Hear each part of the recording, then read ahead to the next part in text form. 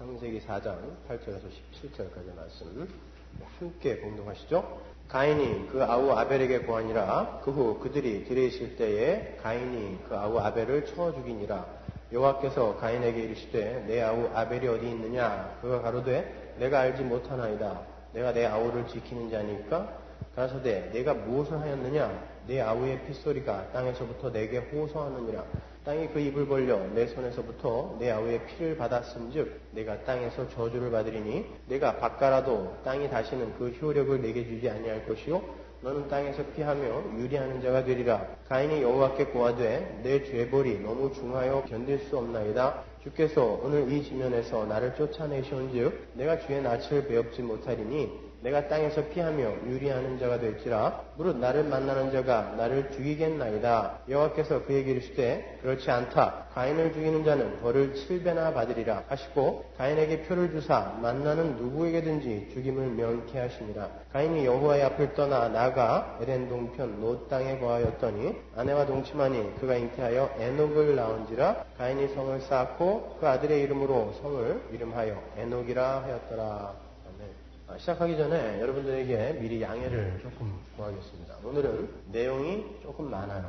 왜냐면 제가 다음 주에 코스타 조장 수련회 인도를 하러 가야 되기 때문에 오늘 진도를 좀 많이 나가야 돼요. 그래서 조금 길어요. 1시간이 넘을지도 모릅니다. 하지만 그래도 쉽게 지루하지 않게 잘 설명해 드릴 테니까 잘 들어보세요. 우린 지난주에 가인과 아벨의 이야기를 통해서 자신을 예배하는 자들이 하나님을 예배하는 자들을 어떻게 때려 죽이게 되는지를 살펴봤습니다. 하나님의 영광을 위해서 존재해야 하는 하나님 절대 의존적 존재인 인간이 자신도 하나님처럼 되어보겠다라는 욕심으로 하나님의 은혜의 장중을 떠나게 되면 인간들은 그 즉시 자기 스스로 자신을 보호해야 되기 때문에 자기보다 힘이 세거나 자기보다 무언가 강한 것을 소유한 자기 이외의 다른 모든 존재들을 적으로 간주하기 시작해요. 그게 모든 죄인들의 속성입니다. 그런 자들이 관계 속에서 만들어내는 것이 질투와 분노예요. 그렇게 질투와 분노로 가득 찬 인간들은 끊임없이 유형, 무형의 살인을 저지르며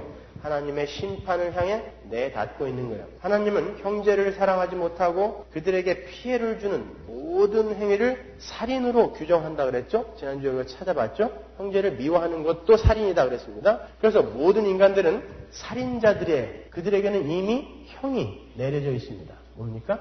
사형. 모든 인간들은 죽음의 지옥으로 떨어져야 마땅한 거예요. 그게 죽음입니다. 하늘의 죽음, 영혼 속에서의 죽음. 그러나 하나님의 은혜로 그러한 가인의 자리에서 번짐을 받은 성도들은 이제 자신을 예배하는 자가 아닌 하나님을 예배하는 자들이 되기 때문에 질투와 분노와 미움에서 벗어나서 오히려 살인자들의 삶을 부끄럽게 만드는 예배의 삶을 살게 되기에 이 땅의 가인들은 하나님을 예배하는 아벨들을 때려 죽이려 혈안이 되는 거예요. 그들 때문에 자기들이 악한 것이 자꾸 드러나니까. 질투가 나서 그렇습니다. 질투가 나서. 그런데 하나님이 이 땅의 아벨들에게 그 가인들을, 자기들을 때려 죽이려고 하는 그 가인들을 제압할 수 있는 힘을 주시는 게 아니라 최초의 아벨이 그러했듯이 아무것도 아닌 자의 모습, nothingness의 모습으로 맞아 죽으라고 그러세요. 그래서 힘든 거예요. 자기를 부인하고 십자가를 지고 당신을 쫓으라는 것은 너 죽어라라는 뜻이거든요. 하나님이 힘을 주시고 맞서 싸워라가 아니라 너 죽어라 그러신단 말이에요. 하나님은 하나님의 백성들에게 그렇게 맞아 죽어야 하는 상황들을 반드시 만들어서 허락을 하세요. 이기로 똘똘 뭉친 옛사람이 죽는 것이 바로 내가 가인들에게 맞아 죽는 것이거든요. 그렇기 때문에 모든 하나님의 백성들은 반드시 맞아 죽는 그 삶을 통과하게 되어 있어요. 왜? 옛사람이 안 죽으면 하나님 나라에 못 들어가거든요. 그렇기 때문에 그 삶을 반드시 살아야 돼요. 그리고는 우리가 정말 맞아 죽는지 아니면 똑같은 힘으로 맞받아치고 있는지 인내하는지 분노를 폭발시켜 버리는지를 확인하세요. 그래서 우리는 이 땅에서 반드시 가인들에게 맞아 죽는 고난의 순간들을 통과해야만 하는 거예요. 그래서 그리스도인들의 표지를 성경은 고난이라고 제시하는 것입니다.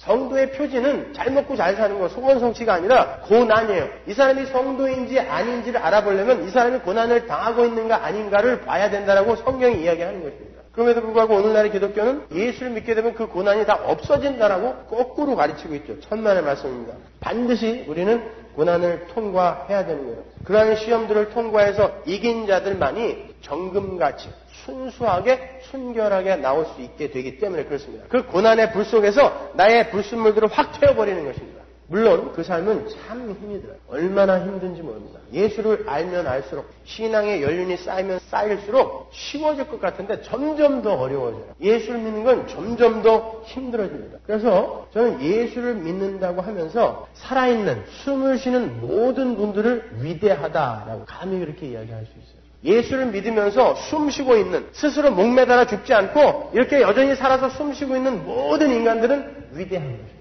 예수를 믿는 건 그렇게 힘들어요. 그러나 그 고난의 삶은 누구나 다 통과해요. 하나님은 우리에게 감당할 만한 시험을 주신다고 그랬죠. 그 감당할 만한이라는 게 원래의 뜻이 뭐라고 했어요? 누구나 겪는 이라는 뜻이라고 그랬죠. 누구나 겪는 거예요. 나만 이렇게 힘든 것 같다고 생각하지만 아닙니다. 전부 다 그 길을 가야 돼요. 전부 다. 하나님은 우리에게 누구나 겪는 시험을 누구나에게 다 주세요. 하나님의 백성들에게는. 그래서 힘이 들어요. 아주 고통스럽습니다. 그래서 저는 예수를 믿으면서도 잘 이겨내면서 그나마 예배당에 와서 이렇게 앉아있는 분들을 참 존경해요. 언제부터인가 그분들이 존경스러워졌어요. 마치 제가 목사가 돼서 오랜 시간 목회를 잘하고 있는 목사님들을 보면 굉장히 위대해 보이고 존경스러워 보이는 그런 같은 이치일 거예요. 동병상련이라고 할까요? 어떻게 그 10년, 20년을 목사로 그렇게 살아가는지 저는 도대체 이해가 안 가요, 지금. 근데도 하는 사람들이 있더란 말이에요. 어떻게 성도로서 이 땅을 살아가는데 어떻게 오늘날도 목을 안 매달고 이렇게 나와서 앉아있는지 저는 위대하고 신기하기만 해요. 그만큼 힘듭니다. 제가 어제하고 그제 남포교회에서 샌디에고에서 오신 제임스 리 목사님, 저하고 아주 영적 동지예요. 좋은 친구인데 그 목사님하고 컨퍼런스를 했어요. 저는 요한계시록을 갖고 강의를 하고 그분은 고린도후서 얼마 전에 마쳤기 때문에 고린도후서로 강의를 하고 컨퍼런스를 했는데 제임스 리 목사님하고 한 목사님하고 셋이 앉아서 집회 전에 이런 얘기 저런 얘기 하고 있는데 제임스 리 목사님이 명언을 하셨어요. 목사님, 신앙생활이라는 건 그분은 개척한 지가 15년 됐거든요, 벌써. 저랑 동갑인데. 그러니까 신앙생활이라는 건 고통을 밥처럼 씹으며 눈물을 물처럼 마시는 삶인 것 같아요. 그러시더라고요. 신앙생활이라는 건 고통을 밥처럼 씹으며 눈물을 물처럼 마시는 삶인 거예요. 그런 건 적으세요. 그만큼 힘들다는 것입니다. 맞습니다, 여러분. 예수를 믿는 아벨들이 세상의 가인들에게 맞아 죽는 삶은 차라리 죽는 것만 못해요. 내가 힘이 없지도 않아요. 언제든지 일어나서 이거 당장 때려 죽일 수 있는데 하나님이 하지 말라니까 안 하는 거예요. 그러니까 더 힘들어 죽겠어요. 나한테 힘이 있어. 언제든지 이거 밟아버릴 수 있는데 하나님이 하지 말라니까 못하고 있는 것입니다. 그게 성도의 삶이라고 하니까 그거 참느라고 속이 시커멓게 타는 거예요. 가인들에게 아벨들이 맞아 죽는 삶은 그렇게 힘이 듭니다. 우리가 그냥 몸매달아 죽는 건 잠깐이면 끝나요. 그런데 우리가 이 오감을 소유하고 내 육신이 찢겨나가는 고통, 그것을 겪는 것은 차라리 죽는 것보다 못한 거예요. 죽음보다 더 힘든 게 성도의 삶입니다, 여러분. 내가 가인에게 맞아 죽는 삶은 나의 옛사람을 죽이는 삶인데 그 옛사람이 나의 밖에 붙어 있는 게 아니라 나의 살과 피와 뼈 속에 들어있어요. 근데 이 오감과 이성을 갖고 그것을 드러내니 얼마나 아프겠습니까? 그런데 모든 그리스도인들이 단 한 사람의 예외도 없이 다 그 고통을 통과해야 돼요. 그래서 저는 성도의 삶을 가히 위대하다, 존경스럽다라고 이야기를 하는 것입니다. 오레곤에 가보면 연어떼들이 물살을 거슬러 올라가는 모습을 창문을 통해 이렇게 보게 만들어 놨는데 그거 한번 가서 보세요. 저는 그거 보고 그 이후로 연어를 안 먹어요. 스시집에 가서도 연어 나오면 안 먹어요. 우리 아들들이 다 먹어요. 그래서 걔네들은 연어만 먹어요. 또 연어떼가 물살을 거슬러 올라가는 모습을 보면요 30분 동안 쭉 올라가도 요만큼 올라가요. 근데 물살이 너무 거세니까 뻥 떨어져요. 1m 떨어져. 또 올라가. 쭉 올라가면 또 뻥 떨어지고. 너무 눈물겹지 않아요? 성도의 삶이 그래요. 모든 인간들이 다른 이들을 밟아 자기를 자랑하고 자기를 드러내는 쪽으로 손에 손을 잡고 다 흘러가고 있는데 그걸 거슬러서 올라가는 거예요. 그렇게 힘들어요. 그게 맞아 죽는 삶인 것입니다. 우리 모두는 주님을 만나기 전까지는 자기 자신을 위해서 남을 죽이는 가인의 삶을 습관처럼 살아왔기 때문에 내가 누군가에게 맞는 것은 못 견디게 돼 있어요. 힘들어요. 그래서 아직까지도 예수를 믿는다고 하면서도 여전히 가인의 삶을 사는 사람들이 있어요. 왕왕 있어요. 힘드니까 아예 시도도 안 해봐요. 그러한 이유로 자신도 어느새 가인이 되어서 상대방을 때려 죽이고 있는 그런 자신의 모습을 발견하기도 하지만 성도는 그 안에 성령이 들어있기 때문에 그러한 자신의 모습을 발견할 때 또 고통스러워요. 그래서 이래저래 고통스러워요. 이래저래. 그러나 성도의 신앙이 성숙되어짐에 따라 점차로 옛사람이 죽어지고 그 속에 심겨진 예수 그리스도라는 씨가 자라나서 결국 하나님의 백성, 하나님의 아들이라는 온전한 작품으로 출산되어지게 되는 거예요. 출산에는 반드시 10달 동안의 수고와 산고의 고통이 따르듯이 우리가 온전한 하나님의 백성으로 출산되기 위해서는 그러한 수고와 고통이 필연적으로 따라오게 되는 거예요. 내 안에 잉태된 생명의 씨앗이 어미의 살을 먹고 나중에 출산을 하듯 내 안에 심겨진 그 생명의 씨앗이 나의 옛사람을 먹어버리고 하나님의 백성으로 출산을 하게 되는 것입니다. 그래서 우리 성도들은 원수들이 우리를 공격할 때 같은 크기의 힘으로 대응을 하는 것이 아니라 원수가 줄일 때 먹이는 훈련을 하는 거예요. 사도 바울이 그러죠. 로마서에서 원수가 줄일 때 먹여라. 그게 돼요? 근데 성경이 우리한테 그렇게 하라고 그래요. 에이 그거는 김집사나 이집사가 하는 거지. 나는 못해. 이거 아니에요. 원수가 줄일 때 먹이라는 건 시컷 먹고 배 터져서 뒤져라. 이렇게 주는 것도 아니에요. 사랑으로 주라는 거예요. 그것도. 이게 되냐고요. 근데 하나님이 우리를 글로 끌고 가세요. 어떻게 끌고 가시냐면 고난을 통과하게 해서 너는 아무것도 아니야. 그러니까 너는 네 주장 부리지 말고 내가 시키는 대로 해야 돼. 이 항복 받아낸다고요. 고난을, 고통을 통과시켜서. 그래서 기필코 원수가 줄일 때 먹이는 자로 만들어내고 마시는 거예요. 그래서 우리의 삶 속에 이렇게 고난과 고통이 있는 것입니다. 이건 사랑은 뭐라 그랬어요? 감정이기 이전에 의지의 발동이라 그랬죠. 그래서 하나님이 우리에게 원수를 좋아해라라고 하지 않고 원수를 사랑해라라고 한 거란 말입니다. 원수를 좋아해라라고 했으면 우리는 못해요. 감정이 내 맘대로 조정이 안 되니까. 그러나 원수를 사랑해라라는 것은 네 감정과 상관없이 사랑의 행위, 사랑의 삶을 살아내라는 것입니다. 원수가 줄일 때 가끔 확 주워받고 싶지만 커피 한 잔 타다 주려는 거예요. 거기다가. 세상 사람들이 보기에는 그런 사랑의 모습이 원수들에게 지는 모습으로, 맞아 죽는 모습으로 보여요. 자기를 밟는 원수에게 같이 밟는 게 아니라 먹을 것을 갖다 준다라는 것은, 마실 것을 갖다 준다라는 것은 저 사람 참 지지도 못났다. 저거 쪼다네 저거. 힘이 없어서 저래. 연약해서 저렇구나. 라고 세상 사람들은 그렇게 본단 말이에요. 그 지는 모습이잖아요. 근데 주님은 그게 이기는 삶이라 그래요. 그게 맞아 죽는 모습이에요. 그 삶이 바로 가인의 머리를 밟는 삶입니다. 예수가 그렇게 사신 것처럼.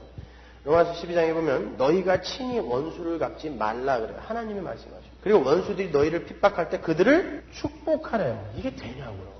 그러나 하라는 것입니다. 악을 선으로 갚으래요. 그렇게 해서 악인들의 머리에 뭘 쌓아놓으라고요? 숯불을 쌓아놓으래요. 왜? 나중에 곧 쌓아진 숯불을 보고 하나님이 고자를 심판해야 되거든요. 근데 하나님이 심판해야 될 그에게 지가 가가지고 계속 원수를 갚아버리면 일사부재리의 원칙, 한 가지 사건으로 2번 소송을 할 수가 없단 말입니다. 그래서 참으라는 거예요. 축복해 주래요. 복을 빌어주라는 거거든요. 그게 우리를 그 자리까지 오도록 요구를 하세요. 하나님께서. 그런데 이렇게 아벨들이 가인들에게 맞아 죽는 모습이 세상 속에서만 일어난 일이 아니라 예배당 안에서도 일어난다는 것이 우리를 슬프게 하는 거죠. 마태복음 23장 35절에 보면 그러므로 의인 아벨의 피로부터 성전과 제단 사이에서 너희가 죽인 바라기아의 아들 사가랴의 피까지 땅 위에서 흘린 의로운 피가 다 너희에게 돌아가리라. 여기 보시면 의인 아벨과 의인 사가랴가 나와요. 아벨과 사가랴는 죽임을 당한 의인의 처음과 끝의 모델로 등장하는 거예요. 의인들, 이 땅을 살아가야 할, 역사를 살아가야 할 모든 의인들을 대표하는 것입니다. 그런데 그 의인들이 모두 어디서 죽임을 당했느냐 하면 성전과 제단 사이에서 죽임을 당해요. 일부러 이 단어들이 여기 들어가 있는 것입니다. 성전과 제단 사이. 그 말은 이 땅에서 죽임을 당하는 아벨들은 자신을 예배하는 자들에 의해서 그들의 제단을 지키기 위한 열심에 의해 죽게 된다는 뜻과 함께 그러한 모습은 하나님의 이름을 부르며 하나님을 예배한다고 하는 가짜 아벨들에 의해서도 자행이 된다는 뜻이에요. 성전 안에서 죽는단 말입니다. 아벨들이. 그래서 아벨과 사가랴의 피가 성전과 제단 사이에서 흐르게 되는 거예요. 그래서 교회 안에서도 이렇게 다툼과 시기와 질투와 피 튀기는 싸움이 있는 거예요. 이 자리에 계신 하나님의 참 백성 아벨 여러분, 그때 여러분은 가해자가 되셔서는 안 되는 거예요. 맞받아 쳐서도 안 되는 것입니다. 그때 맞아 죽는 거예요. 성전과 제단 사이에서.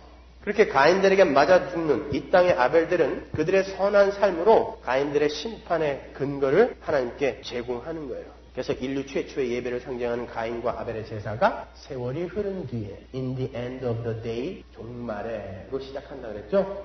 그렇다면 우리 성도는 어떻게 그러한 심판의 객체에서 이제 심판의 주체로 신분이 바뀌게 된 것인가? 오늘도 역시 본문 속에서 예수 그리스도라는 복음을 한번 찾아보도록 하겠습니다.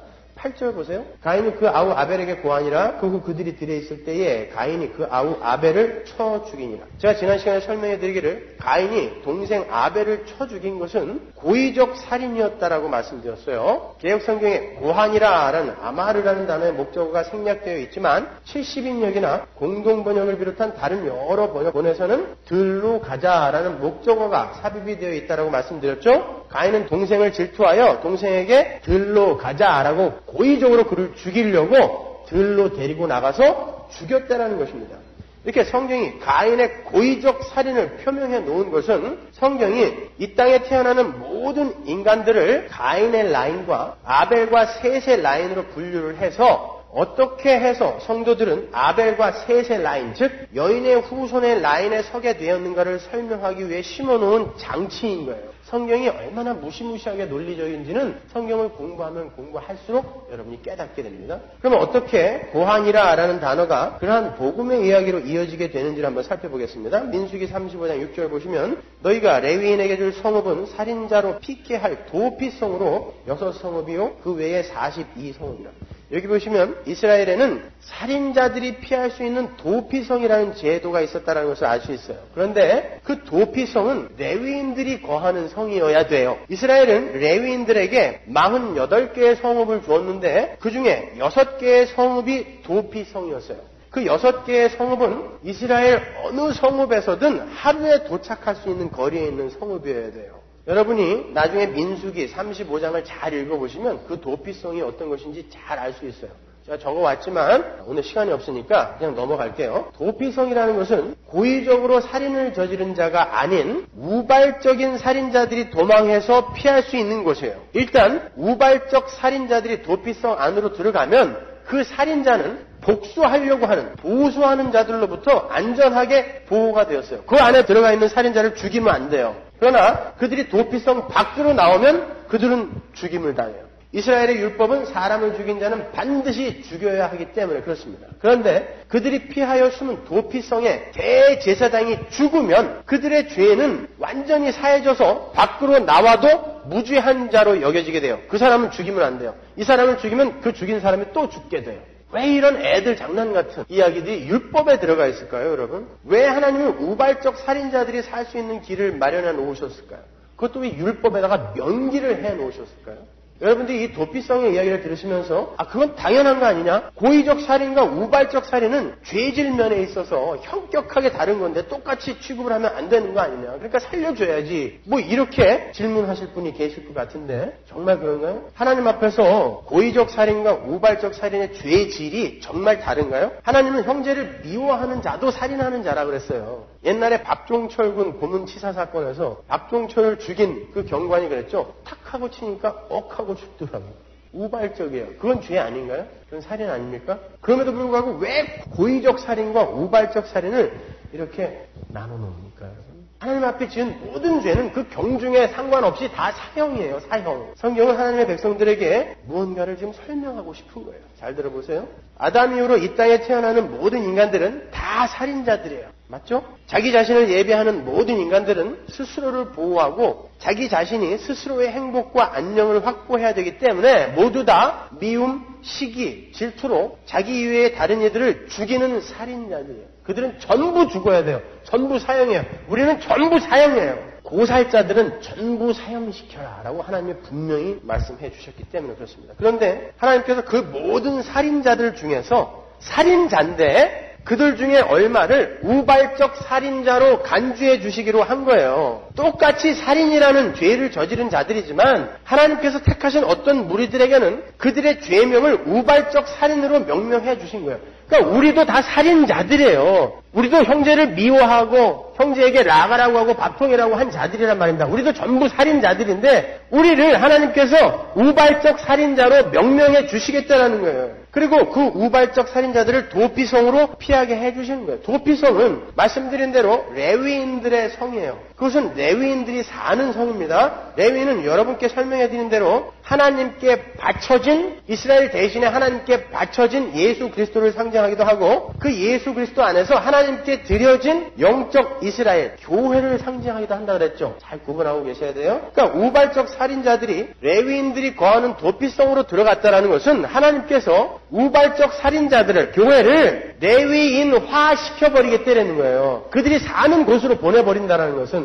그리고 거기에서 못 죽이게 한다는 것은, 다시 말해서 하나님은 하나님께 택함을 받은 당신의 백성들이 이 땅에 살인자의 모습으로 원죄를 지고 태어나게 되지만, 그 택하신 살인자들은 우발적인 살인자들로 취급하여 레위인으로 상징되는 예수 그리스도 안으로 집어넣으셔서 그 죄를 사해 주시겠다라는 말씀인 거예요. 그런데 그 우발적 살인자들이 온전히 사면되기 위해서는 그 도피성의 대제사장이 죽어야 돼요. 마치 이야기를 만들어낸 것 같지 않아요? 예수 그리스도의 십자가를 보고 율법을 이렇게 이야기를 만들어낸 것 같지 않아요? 민수기 35장 한 절만 볼까요? 28절. 이는 살인자가 대제사장의 죽기까지 그 도피성에 유하였을 것입니다. 대제사장의 죽은 후에는 그 살인자가 자기의 산업의 땅으로 돌아갈 수 있느니라. 그때야 비로소 우발적 살인자들은 살인자라는 오명을 벗게 되는 거예요. 하나님의 백성들, 즉 레위인들이 거하는 그 성의 대제사장이 누구예요? 예수 그리스도인 것입니다. 그래서 대제사장이신 예수 그리스도께서 이 땅에 내려오셔서 십자가에서 죽으신 거예요. 그래야 이 우발적 살인자들이 이제 살인자의 오명을 벗게 되거든요. 그게 복음인 거예요. 바로 이 은혜의 복음의 이야기가 도피성이 담고 있는 내용이에요. 그리고 그 도피성의 이야기는 바로 오늘 본문의 구한이라 아마르라는 단어에서부터 출발하는 거예요. 그래서 고의적 살인, 가인은 고의적 살인을 한 자다라고 이렇게 명백히 여기서 밝히고 있는 것입니다.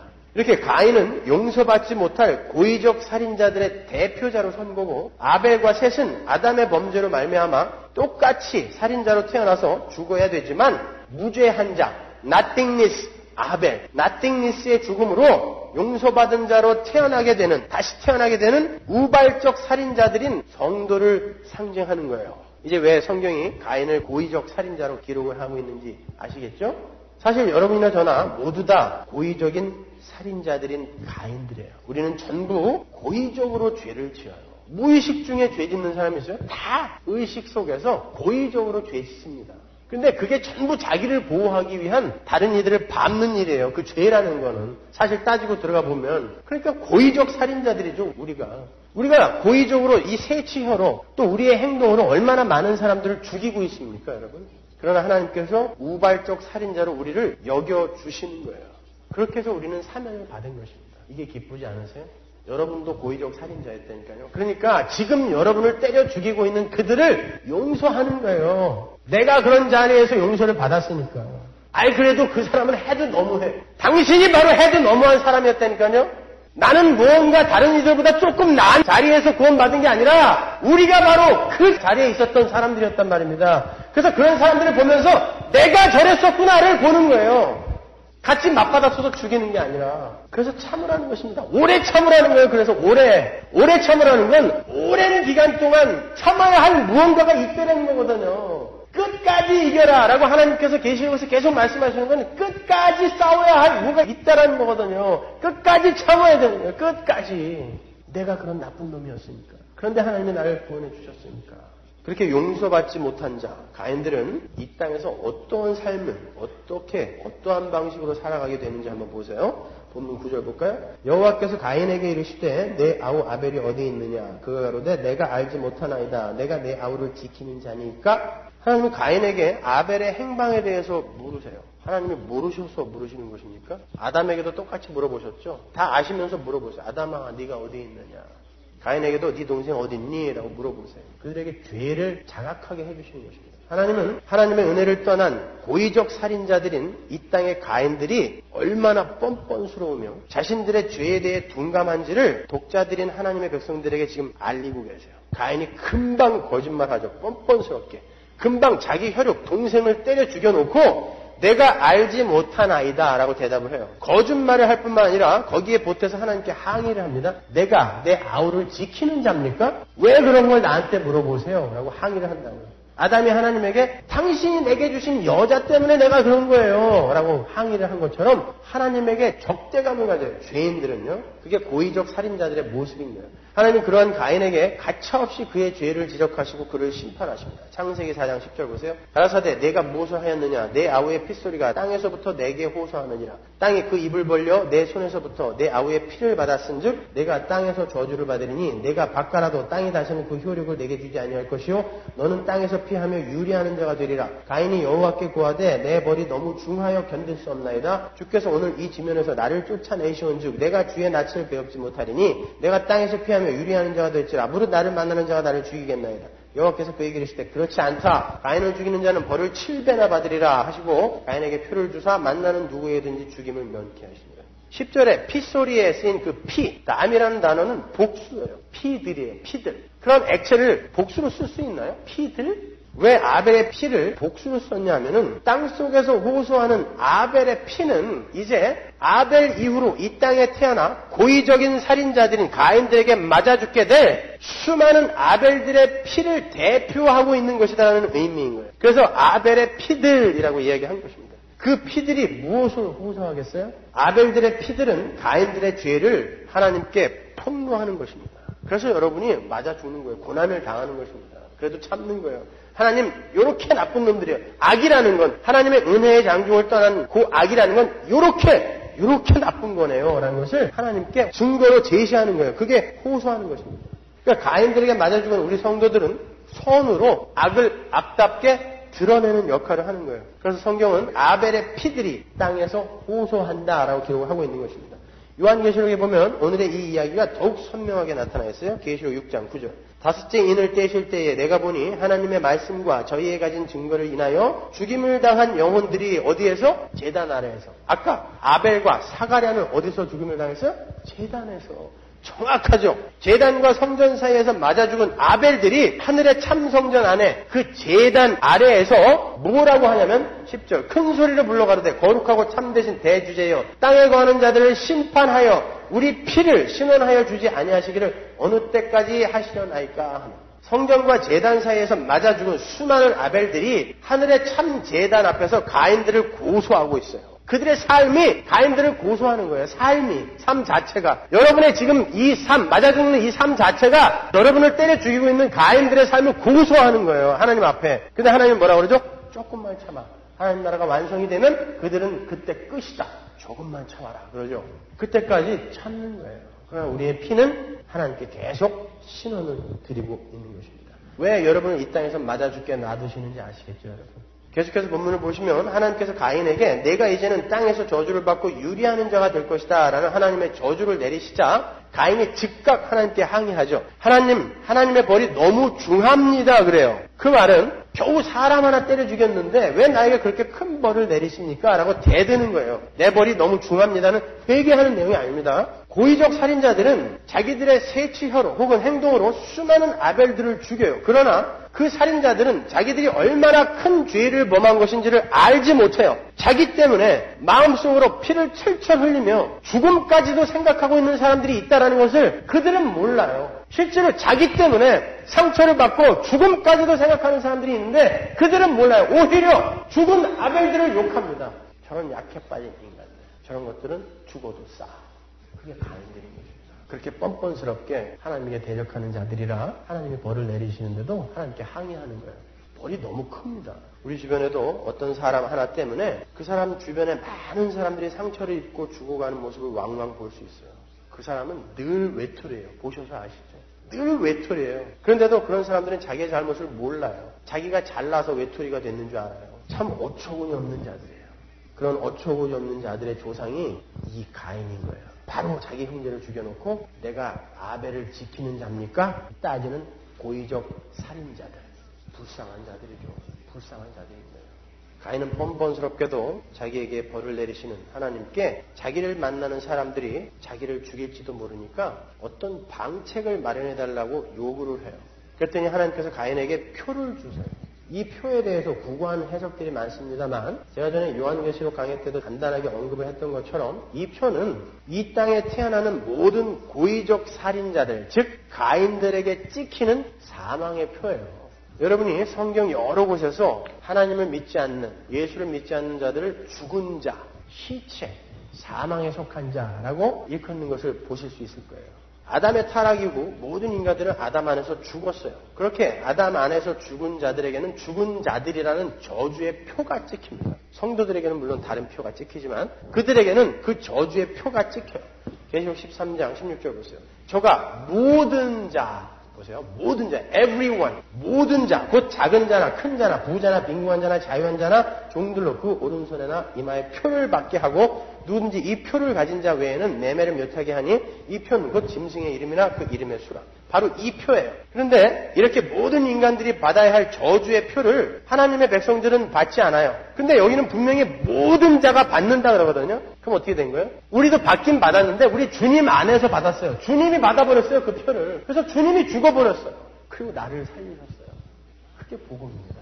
영원한 죽음으로 떨어져야 할 이 표를 우리 주님이 나를 품에 안고 자기가 받아버리셨어요. 그게 십자가입니다. 우리는 어떤 표를 받았어요? 계시록 14장 1절 또 내가 보니 보라 어린 양이 시온산에 섰고 그와 함께 14만 4천이 섰는데 그 이마에 어린 양의 이름과 그 아버지의 이름을 쓴 것이다. 이런 놀라운 복이 어디 있습니까? 성도들은 어린 양의 이름이 적힌 표를 받아요. 저주의 표를 받아야 되는데 가인의 표를 받아야 되는데 어린 양의 이름이 적힌 표를 받아요. 다른 말로 우리는 주님 안에서 작은 예수들이 되는 거예요. 하나님은 저주의 표를 받고 동일하게 사망으로 떨어져야 할 우리 성도들에게 예수의 이름을 표로 주시고 그들을 당신의 아들들로 여겨주시는 거예요. 그렇게 해서 우리는 저주의 표를 면하게 된 것입니다. 가인처럼 하나님으로부터 저주의 표를 받은 사람들은 모두 다 한편이에요. 같은 표를 받았잖아요. 하나님께서 가인을 세상 속에서 보호하시는 방법으로 가인에게 표를 주셨다는 것은 가인과 세상을, 멸망받을 세상을 한편으로 만들어주셨다라는 이야기인 거예요. 그래서 세상이 그를 죽일 필요가 없게 한편으로 만들어주신 것입니다. 오히려 세상에서 죽는 자들은 다른 표를 받은, 하나님의 이름이라는 표를 받은 우리인 거예요, 우리. 그러면 가인들끼리는 그렇다 치고 가인들 시대에도 무수한 아벨들이 태어났을 거란 말입니다. 하나님의 백성들이. 그러면 그들로부터도 보호를 받을 수 있는 방책을 마련해 주셨어야죠.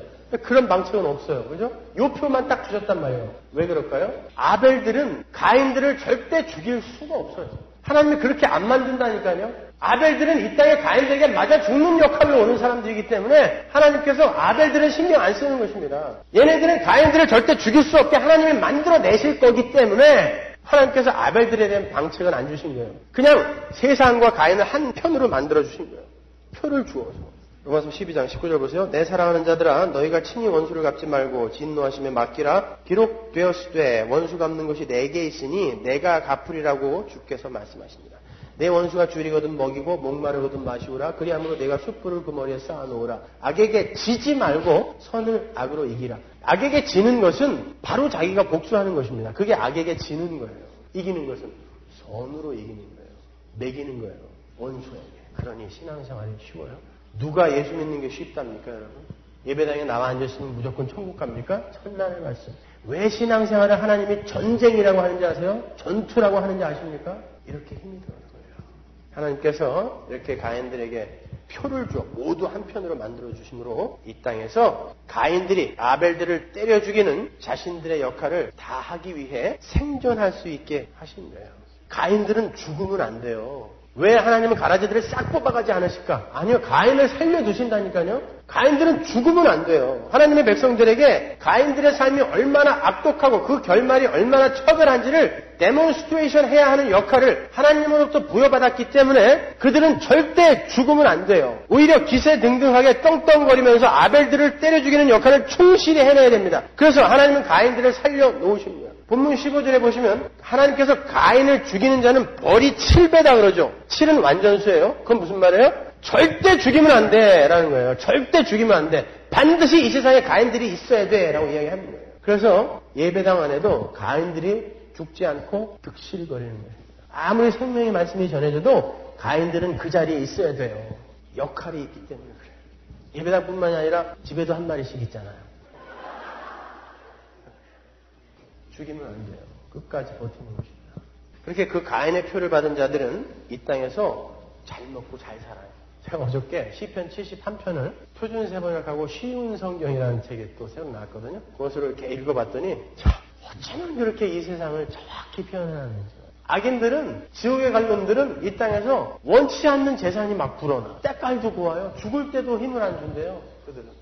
근데 하나님 예수 믿는 나는 왜 이래요? 10편 73편이거든요. 요한계시록에도 가인의 표를 받은 자들만이 이 땅에서 매매를 한다라고 나오죠.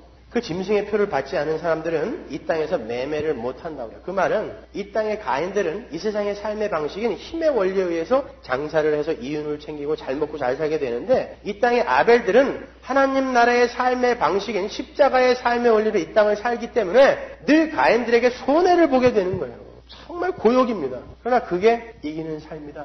승리의 삶이다. 주님이 말씀하세요. 가인의 표를 받은 자들은 이 세상에서 세상의 삶의 원리인 힘의 원리를 바탕으로 매매를 하며 승승장구해요. 언제든지 속이죠. 그런데 하나님의 백성들은 이 땅에서 하늘의 원리로 살아야 하기 때문에 늘 손해를 보는 거예요. 남을 밟아서 자기의 유익을 채워야 하는 이 세상에서 자기를 비워 남의 유익을 챙겨야 하는 하나님의 표를 받은 사람들이 어떻게 승승장구하며 살 수가 있어요. 조폭들의 전쟁 한번 보세요. 지들이 먹고 살겠다고 그나마 불법적인 일들을 하면서 말이죠. 상대방 나와바리에 들어가서 죽이는 걸 서슴지 않아요. 그게 세상을 단면적으로 보여주는 것입니다. 지가 먹고 살겠다고 언제든지 상대방을 죽여버리는 거. 그게 힘의 원리인 거예요. 그런데 거기에 맞아 죽는 역할을 하는 게 아벨들, 교회, 성도들이니 이 어찌 속이 안 타겠습니까? 하나님은 가인이 저주의 표를 받고도 승승장구하면서 성까지 쌓고 그의 후손들과 문명을 만들며 살도록 놔두세요. 왜냐하면 그게 바로 하나님의 은혜를 떠난 자들이 이 세상에서 자신들의 힘을 의지하여 살아가는 모습이라는 것을 하나님의 백성들에게 보여주는 거예요. 저거 부러워하지 말라라고 보여주는 거예요. 금방 죽을 가인에게 그렇게 허락하시는 거예요. 표면적으로 나타난 가인의 모습을 보세요. 가인은 부모님의 기대를 한몸에 받고 태어난 장자예요. 아벨은 nothingness. 이거 허무네 이거. 거기다 가인은 모친의 자랑이었어요. 신체적으로도 아벨보다 건장한 자예요. 그러니까 때려 죽였죠. 그는 시대가 요구하는 재주와 능력을 소유한 자예요. 그는 최초로 성을 쌓고 성주, 위대한 성주의 자리에 올라앉은 사람입니다. 그리고 각종 문화와 문명의 선구자가 되죠. 가인이. 그러나 하나님은 그거 부러워하지 말아라 그런다니까요. 아벨들은 어때요? 낫을 하나 가르려고 해도 가인들의 도시에 가서 이것 좀 갈아주세요. 이렇게 산다고 그래요. 성경에 보면. 그러니까 그런 거 부러워하지 마시란 말이에요. 그런 게 가치가 아니에요. 세상적인, 상식적인 세상적 관점으로 가치를 판단하지 마세요. 이 세상에 가치 있는 사람들은 딱 한 부류밖에 없어요. 예수로 인해 거듭난 자들. 그들만 가치 있는 자들입니다. 본문 17절을 보면 가인이 에녹성이라는 최초의 성을 쌓는 장면이 나오죠. 잘 보세요. 하나님의 백성들은 똑같이 성으로 도망가는데 그건 무슨 성이에요? 도피성이에요. 하나님이 만들어내신 하나님의 성. 그 속으로 도망가서 하나님이 시키는 대로 사는 게 성도들이고 이 세상은 자기가 자기 힘으로 성을 쌓아서 자기에게 바치는 거예요. 에녹이라는 이름이 바치다라는 뜻이거든요. 자기에게 바쳤다는 뜻이에요. 자기를 위해 성을 쌓고 힘을 쌓는 자들이 이 세상인 것입니다. 우리는 도피성에 들어가서 하나님의 은혜만을 구하는 거예요. 그래서 겉으로 보면 세상적인 가치 기준으로 이렇게 보면은 도피성에 들어가서 숨어있는 사람들은 약한 자로 보이는 거고 자기가 떵떵거리면서 성을 쌓고 아벨들을 때려 죽이고 있는 자들은 강한 자로 보이는 거예요. 그러나 하나님은 그걸 뒤집어 엎었을 거예요. 그러니까 여러분은 그 세상의 힘의 원리 쫓아가시면 안 되는 거예요. 이 땅의 가인들은 절대 남을 배려하지 않아요. 오직 자기 자신밖에 몰라요. 그래서 잘 살아요.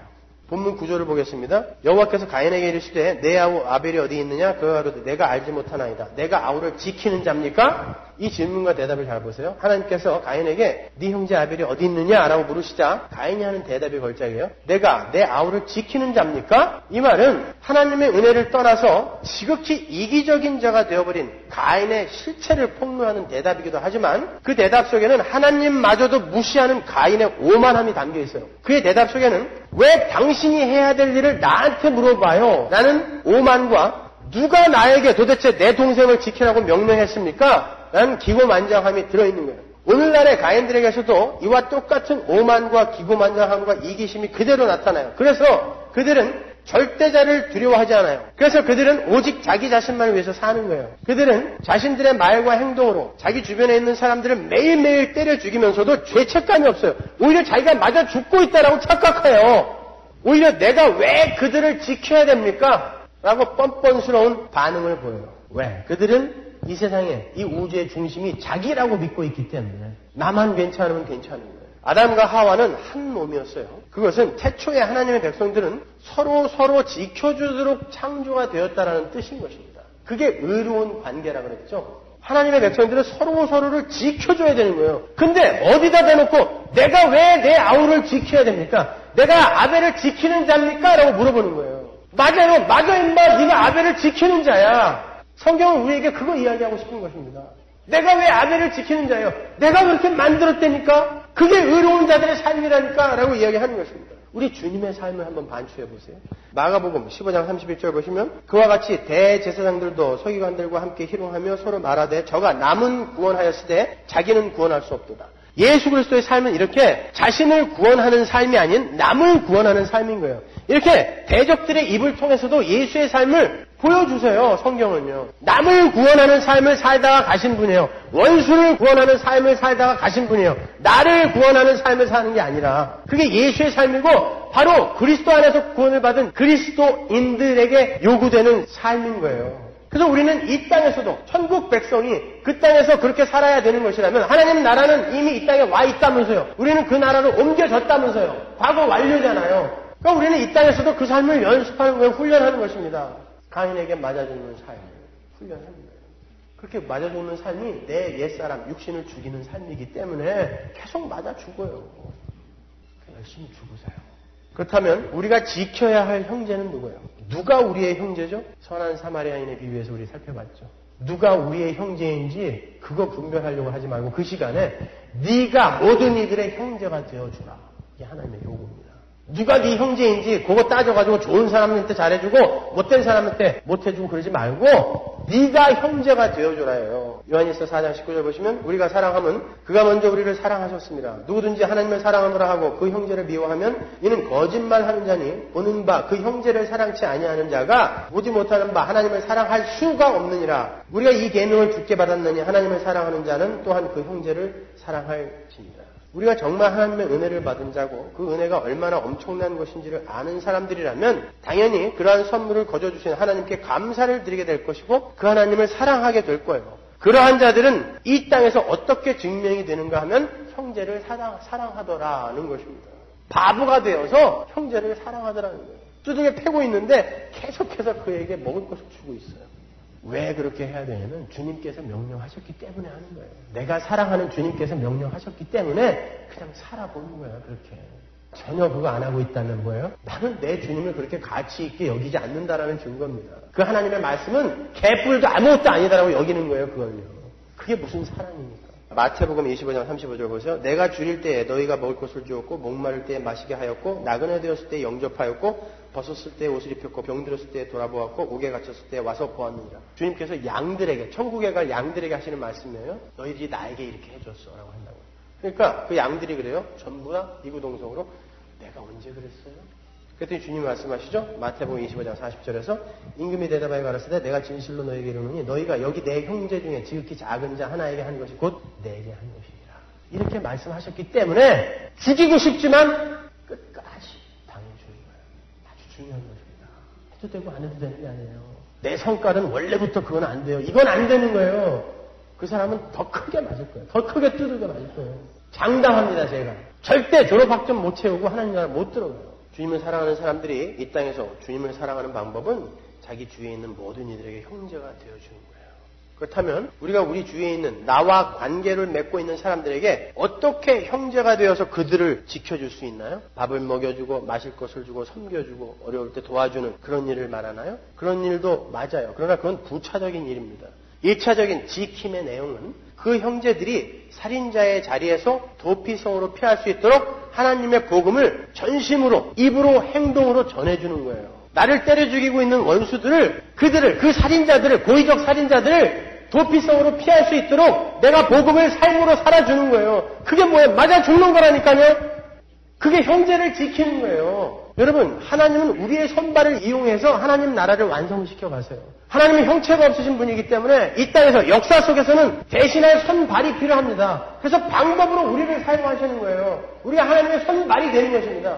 그래서 하나님의 원수들을 도피성으로 끌고 가는 거예요. 내가 하나님의 손이 되고 하나님의 발이 되어서. 그래서 우리는 열심히 노력해야 되는 것입니다. 그러한 명령이 얼마나 강조가 되고 있는지 보세요. 에스겔서 33장. 여호와의 말씀이 내게 임하여 가라사대 인자야 너는 내 민족에게 구하여 이르라 가령 내가 칼을 한 땅에 임하게 한다 하자 그 땅 백성이 자기 중에 하나를 택하여 파수꾼을 삼은 그 사람이 파수꾼은 우리를 이야기하는 거예요. 칼이 그 땅에 임함을 보고 나팔을 불어 백성에게 경고하되 나팔 소리를 듣고도 경비를 하지 아니하므로 그 임하는 칼에 제함을 당하면 그 피가 자기의 머리로 돌아갈 것이라. 그가 경비를 하였던들 자기 생명을 보존하였을 것이나 나팔 소리를 듣고도 경비를 하지 아니하였으니 그 피가 자기에게로 돌아가리라. 그러나 파수꾼이 칼이 임함을 보고도 나팔을 불지 아니하여 백성에게 경고치 아니하므로 그 중에 한 사람이 그 임하는 칼에 제함을 당하면 그는 자기 죄악 중에서 제한 바 되려니와 그 죄를 내가 파수꾼의 손에서 찾으리라. 인자야 내가 너로 이스라엘 족속의 파수꾼을 삼음이 이와 같으니라. 그런즉 너는 내 입안의 말을 듣고 나를 대신하여 그들에게 경고할지어다. 가령 내가 악인에게 이르기를 악인아 너는 정령 죽으리라 하였다 하자. 내가 그 악인에게 말로 경고하여 그 길에서 떠나게 아니하면 그 악인은 자기 죄악 중에서 죽으려니와 내가 그 피를 네 손에서 찾으리라. 네 손에서 찾으리라. 이게 하나님의 백성들에게 요구되는 삶인 거예요. 어떻게 우리가 파수꾼의 역할을 제대로 할 수 있어요? 이 세상이 다가 아니에요. 이제 곧 하나님의 진노의 칼이 내려올 것입니다. 회개하세요. 그래도 계속 나를 때리고 있어. 내가 내 삶으로 복음을, 예수의 삶을, 십자가를 보여주는 것입니다. 그럼 맞아 죽는 거예요. 그게 파수꾼의 역할인 것입니다. 어떻게 인간이 그런 삶을 살 수 있냐고요? Able not to sin. 여러분은 죄를 안 지을 수 있는 능력이 들어와 있단 말이에요. 우리 안에 이것들을 안 하고 있는 것입니다. 예배당에서 무엇도 하는 거예요. 여러분 보고 누가 헌금 많이 하라고 그랬습니까? 무슨 봉사하라고 그랬어요? 그거 하는 거 아니에요. 그건 보차적으로 열매로 나오는 거예요. 너무너무 감사하니까 손발을 그냥 놔둘 수가 없어서 열매로 나오는 거지 그게 일차적인 목적이 아닌 것입니다. 여러분은 맞아 죽어야 되는 거예요. 여기에서 가인들에게 계속 맞아 죽어줘야 되는 거예요. 그게 여러분이 이 땅에서 유일하게 해야 할 신앙 생활인 거예요. 그게 바로 형제를 지키는 유일한 삶인 거예요. 형제를 지키는 삶이에요. 그게 가인들은 하나님 내가 왜 아벨을 지켜야 돼요? 내가 아벨을 지키는 자입니까? 라고 대답하지만 우리는 하나님 내가 잘 지키고 있어요. 걱정 마세요. 내가 잘 지키고 있어요. 오늘도 맞아 죽었어요. 나는 잘 지키고 있어요. 라는 대답을 하는 것입니다. 여러분이 우발적 살인자들이라면 고의적 살인자들이 아닌 우발적 살인자들이라면 지금 여러분에게 외치시는 하나님의 음성을 들으세요. 네 형제 중국 동포들이 지금 어딨냐? 그때 하나님에게 뭐라고 하실 거예요? 내가 무슨 중국 조선족들 지키는 자입니까? 그럴 것입니까? 네 형제 홈리스들 어딨니? 내가 무슨 홈리스들 밥 먹이는 자입니까? 네 형제 아메리카 인디안들 어딨니? 매일매일 자살률이 높아지고 그렇게 창살 없는 감옥에 갇혀 하루하루 죽어가고 있는 네 형제 아메리카 인디안들은 어딨냐? 거기다 대놓고 아메리카 인디안들하고 나하고 무슨 상관이야? 그렇게 대답하실 겁니까? 네 형제, 네 직장 공유 어딨니? 내가 무슨 그 사람들 지키는 자입니까? 하나님은 말씀하세요. 그래, 너한테 지키라고 너에게 보여준 거야. 그들에게 형제가 되어주라고 내가 너에게 관계를 맺게 한 거야. 근데 내가 그들을 지키는 자냐니? 네가 가인이냐? 넌 아벨이잖아. 근데 왜 가인하고 똑같은 대답을 하고 있는 거야? 라고 우리에게 말씀하실 거야. 여러분들 가인이에요? 왜 근데 주변 사람들 이렇게 때려 죽이고 계십니까? 맞아 죽어야 된다니까. 그게 성도의 삶이라니까. 저는 요즘 우리가 개혁주의 신학을 공부한다고 하면서 너무 무책임한 삶을 살고 있는 것이 아닌지 참 많은 생각을 해요.